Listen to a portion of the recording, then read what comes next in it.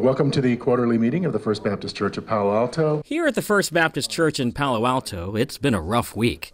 Pastor Rick Mixon says the infamous tweets are overshadowing the larger issue, but at this point, he can't not talk about them. But there's some really not very nice things in it. Former Associate Pastor Gregory Stevens has since deleted his Twitter account, but not before somebody snapped photos of the tweets and submitted them into the city's public record. In the nicest way possible, I hate Palo Alto.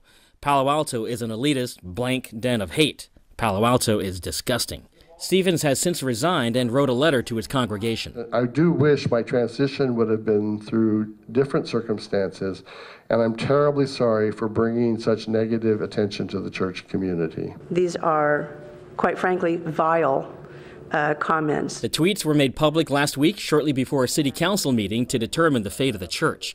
To supplement its income, the church rents out affordable space to a choir group, music and dance lessons, and mental health counselors.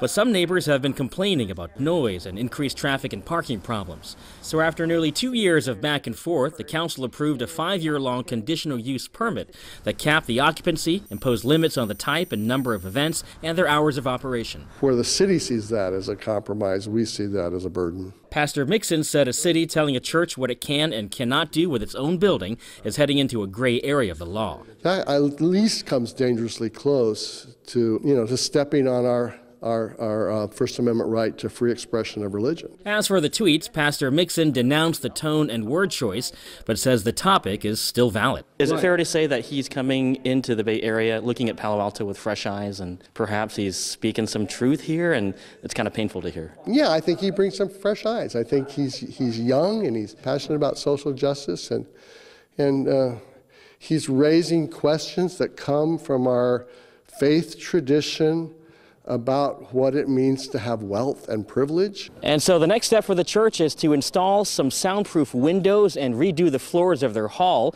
and then invite everybody from the neighborhood for a celebration of their 125th anniversary, and to prove that they can be a good neighbor.